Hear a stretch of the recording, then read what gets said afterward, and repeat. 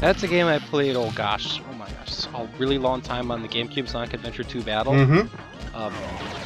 See if I can think of something interesting. Ooh, we have Clubba's here. Hey Clubba. Hi Clubba. Oh, that did not kill the Clubba.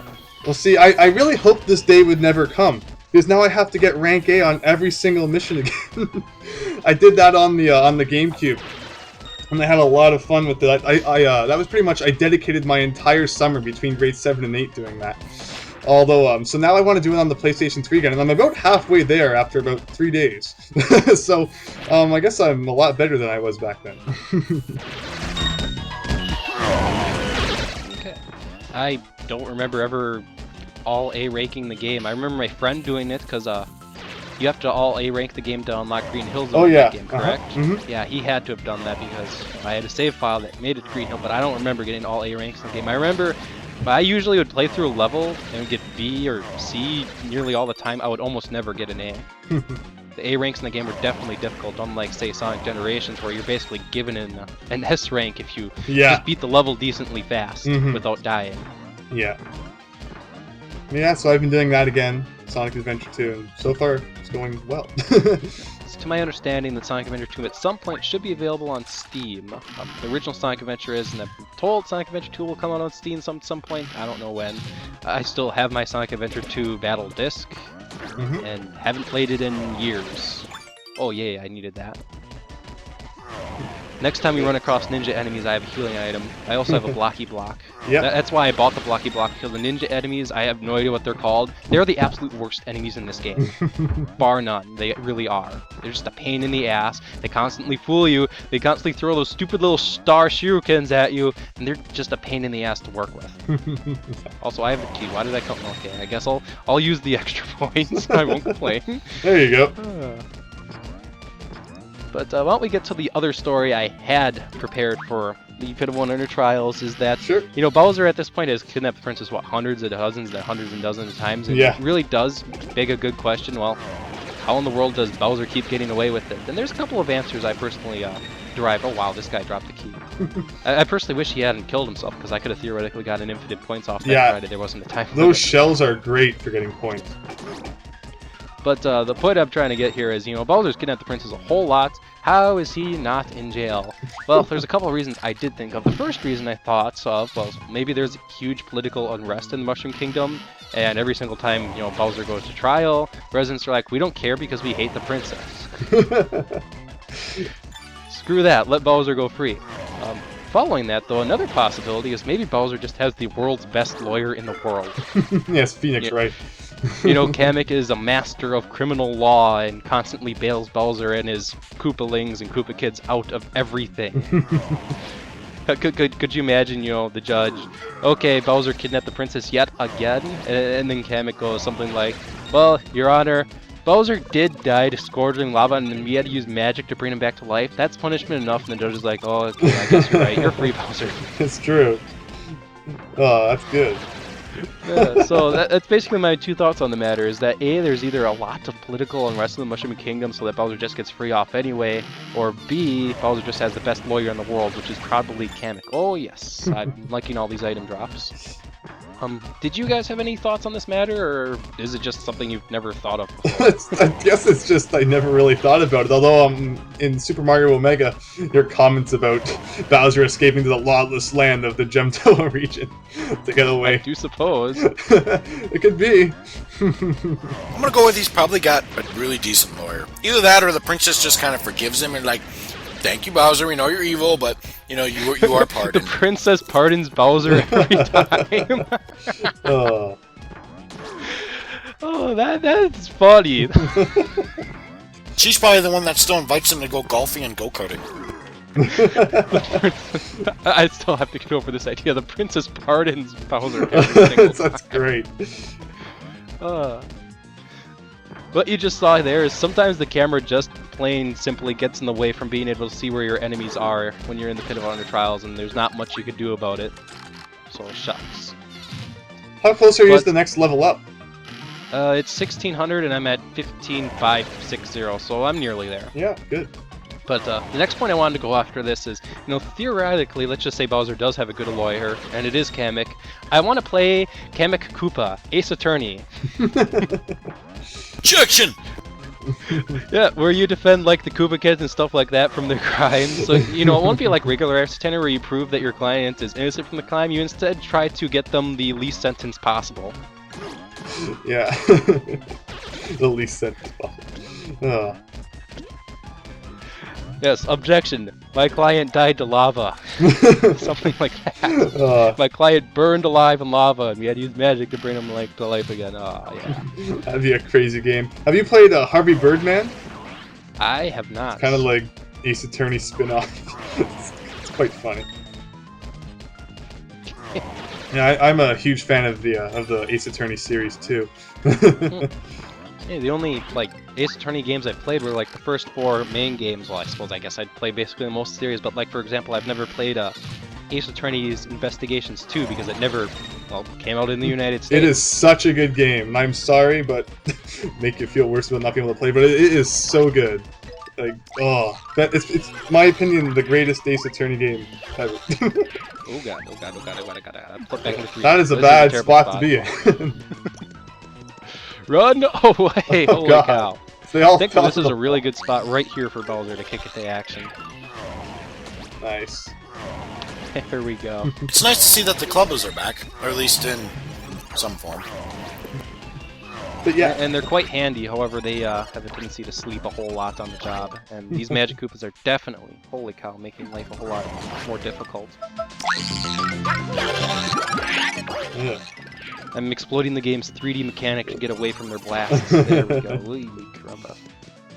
Get away. Die! There we go. There's my level up. Now I don't have to really worry about HP a whole lot anymore. Although I did need that healing item because I got hit one more time after I went into 1 HP. I would have died if I didn't use that shroom stick. And then wah, start over. New stories. That would have sucked. Ow. But yeah, back to Ace Attorney Investigations 2. You watched the first case in English, right? Oh yes, I mentioned that to you on Skype once. I watched the first case because someone posted it on YouTube and in annotations translated it to English. And like it's a really involved first case, holy moly. Like most cases in Ace Attorney, any Ace Attorney game, whether Phoenix Wright or even the Ace Attorney Investigations 1, the first case was not very involved, but the first case in the Ace Attorney Investigations 2 is very involved. Holy cow. It's amazing what that leads up to, too. Since there's no plans on localizing it, maybe sometime I'll just tell you the story about what happens in the game.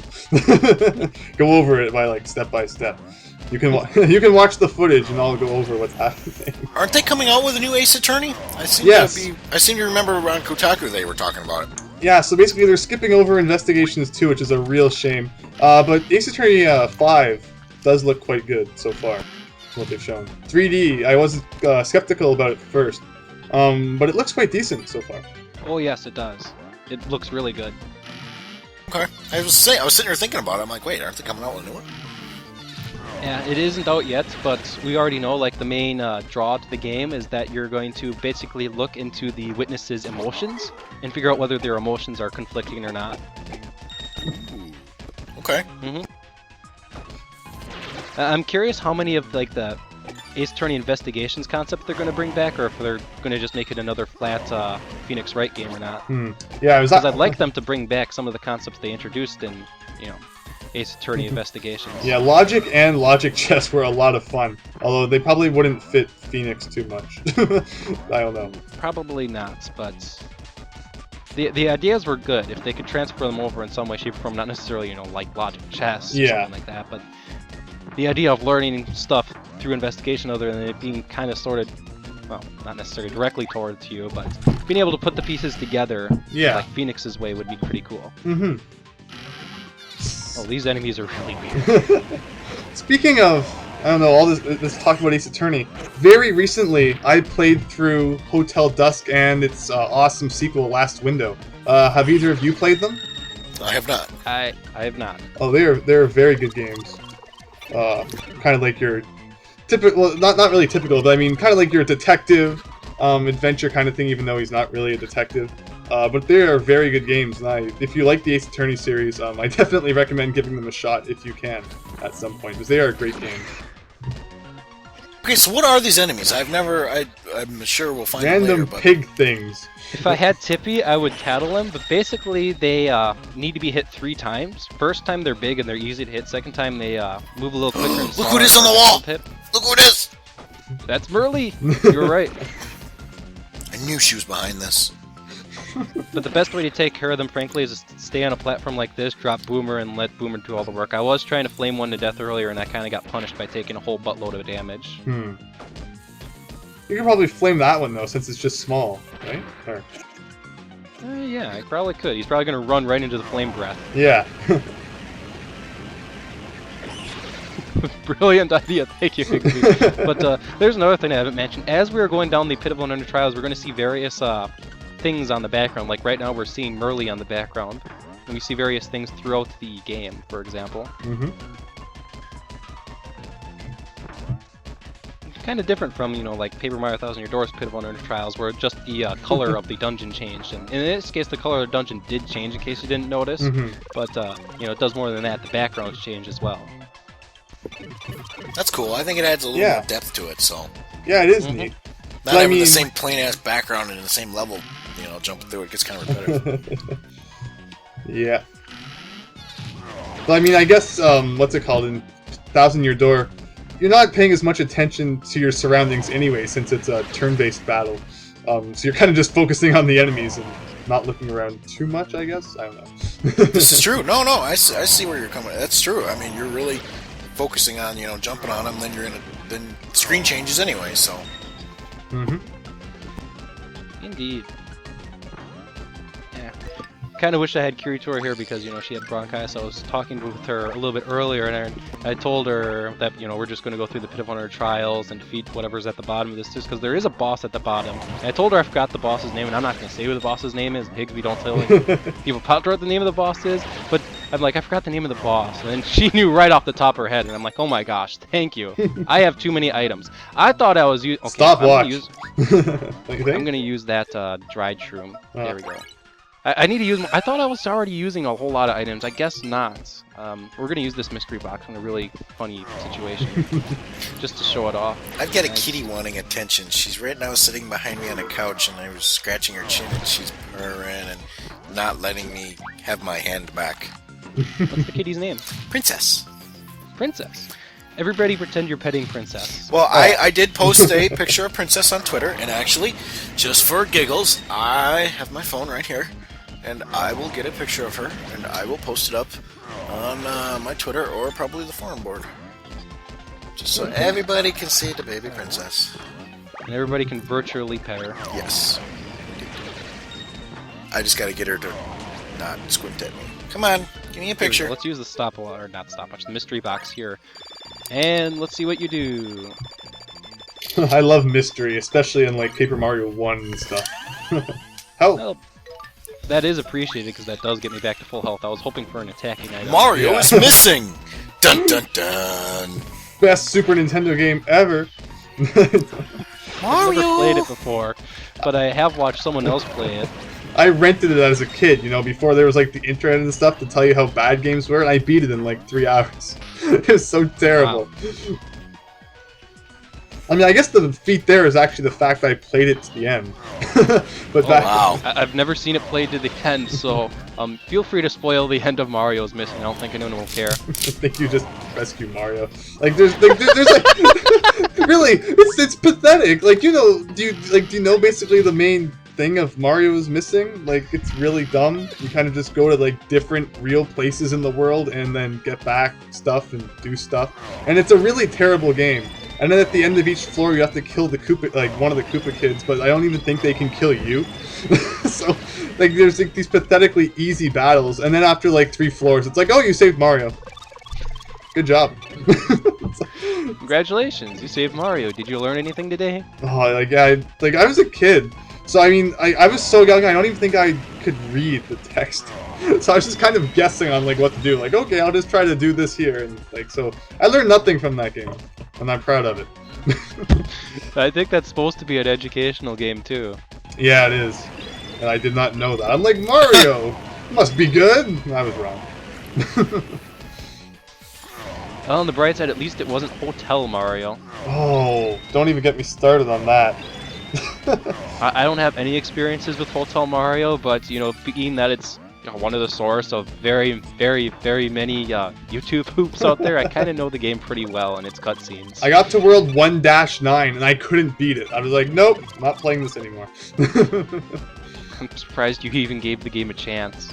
Well, I had to, along with Link the Faces of Evil, which is slightly better, but still never touched that thing with a tentacle. Oh god, it's Dark Blues. They try to scare you and hit you. Oh, we're at least at halfway point, wouldn't you say? Yes, Yeah. I completely forgot to tell you, yes, we are past the halfway point at this point. As you can see, we're seeing a nice, good variety of enemies, including Dark Blues, and I thought there was more than one in the room. I guess not. You're there, they're all hiding. Oh, there they are. There, wow, all of them bunched together. Yeah, the enemies are starting to scale up, if you haven't noticed, and we're seeing enemies that we won't see till quite a bit later on in the game. Although these enemies are just reskins of old enemies. Yeah, good old recolor. Ooh, that one had the key. That one little one. How does that little thing hold a key like that? It's bigger than the enemy itself. Anyone want fried springs? Oh yes, my favorite Delicious snack. fried- No. I'll pass. Would you rather have the mushroom stew, Evil Pop-Tart? I Oh, would want God. the mushrooms instead, yes. Now here's the thing with, oh, there's an Amazy Daisy down here in this group, gosh darn. Golden That, Amazy these- Daisy. These songs are, like, really, really easy to dodge in 3D, but they're a pain in the ass. It's a pain in the ass to, approach a Crazy Daisy, as you can see here. Just an absolute pain in the ass. Hold still, damn it. Yeah, just flame Yeah, it. exactly. And that song, ugh, so annoying. Oh gosh, it's Daisy Tier. I'll go ahead and eat that because I'm pulling items now. There we go. Now, which one of you bastards have the key? You are so goddamn annoying. This is one of those situations where theoretically, if Slim didn't have so much startup time, he'd be theoretically useful in, but no. Also, I probably shouldn't try to trick here because I'm just gonna get hit doing that. Die! This is what I get for playing as Mario instead of Bowser. Enemies don't die in one hit.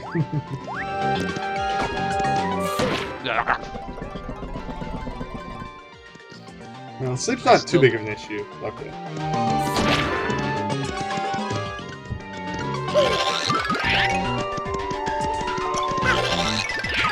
I'm just frustrated that this stupid flower is a really difficult enemy because they're so hard to approach, you know? Yeah, they keep moving, and then they keep shooting at you.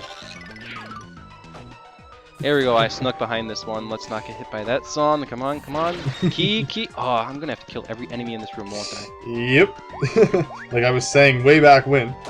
It's always going to be the last one. Oh, that was a bad trick. That was a very bad trick. It's okay. Thank you. Okay, it was the second last one this time. My next level up is probably at 200,000. I'm gonna take a look right now. Yeah, it is 200,000. Nice, so not too far. Not too far at all. Although these guys can be annoying. Oh god. Usually, though, if you're playing as Bowser, they'll pop up right in front of you, and then you can flame them to death just like this. Though sometimes they go behind you. Gosh darn it, they also have an attack power of 5, which is like way, way, way above what most enemies at this point in the game normally have anyway. So, Bowser is the best bet actually against them because they pop right in front of Bowser. Even if they pop behind Bowser, you should be able to turn around and nab them before they fire. Yeah. Which, thank goodness.